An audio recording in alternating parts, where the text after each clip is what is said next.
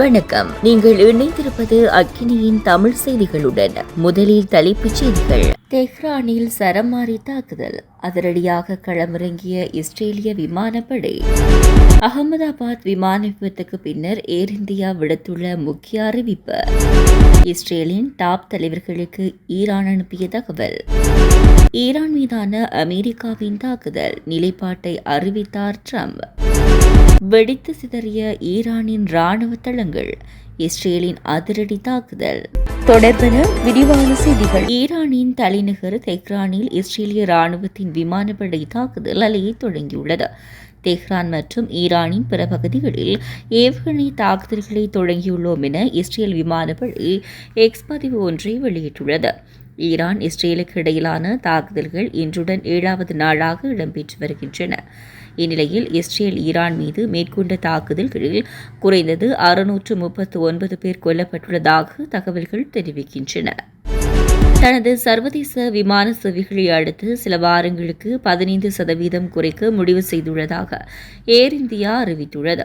இந்த குறைப்புகள் 2025 ஜூன் 20 முதல் ஜூலை நடுப்பகுதி வரை தொடரும் என்று அந்த நிறுவனம் தெரிவித்துள்ளது. தமது செயல்பாடுகளின் ஸ்திரத்தன்மை, சிறந்த செயல்திறன் மற்றும் பயணிகளுக்கு ஏற்படும் சிரமத்தை குறைப்பதற்காக இந்த முடிவு எடுக்கப்பட்டுள்ளதாக ஏர் இந்தியா குறிப்பிட்டுள்ளது. இந்த சேவை குறைப்புகளால் பாதிக்கப்பட்ட பயணிகளிடம் மன்னிப்பை கோருவதாக ஏர் இந்தியா தெரிவித்துள்ளது.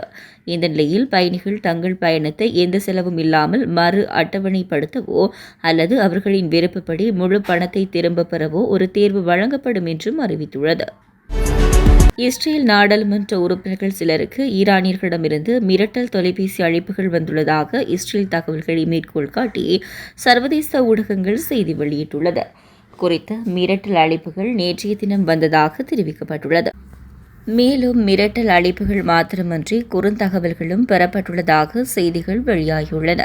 அதில் நீங்களே உங்கள் கல்லறையை தோண்ட தொடங்கிவிட்டீர்கள், தயாராக இருங்கள் என்று கூறப்பட்டிருந்ததாக தெரிவிக்கப்பட்டுள்ளது.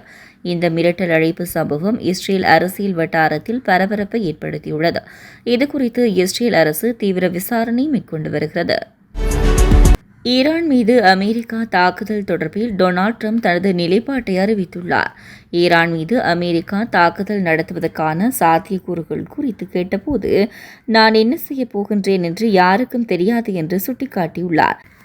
அமெரிக்கா ஈரானை தாக்க திட்டமிட்டுள்ளதா அல்லது அதன் அணுசக்தி நிலையங்களை தாக்க திட்டமிட்டுள்ளதா என்பது குறித்த செய்தியாளர்களின் கேள்விகளுக்கு பதிலளிக்க ஜனாதிபதி டொனால்ட் ட்ரம்ப் மறுத்துவிட்டதாக அமெரிக்க ஊடகங்கள் செய்தி வெளியிட்டுள்ளன.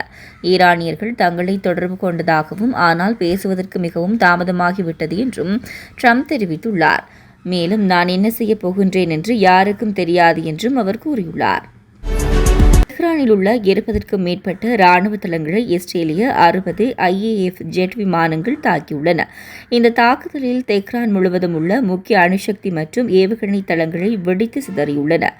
குறித்த இலக்குகளில் யுரேனியம் செறிவூட்டல், மையவிலக்கு தளங்கள், ஏவுகணை மற்றும் வான் பாதுகாப்பு உற்பத்தி வசதிகள், அணு ஆயுத ஆராய்ச்சி மற்றும் மேம்பாட்டு மையங்கள் உள்ளிட்டவை அடங்குகின்றன.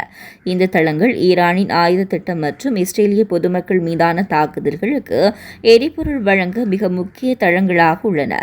எனவே இஸ்ரேலிய பொதுமக்களை பாதுகாக்க இஸ்ரேலிய ராணுவம் தொடர்ந்து இவ்வாறான அச்சுறுத்தல்கள் மீது குறிவைக்கும் என அறிவித்துள்ளது. தொடர்ந்தும் அக்கினி செய்திகளோடு இணைந்திருங்கள். வணக்கம்.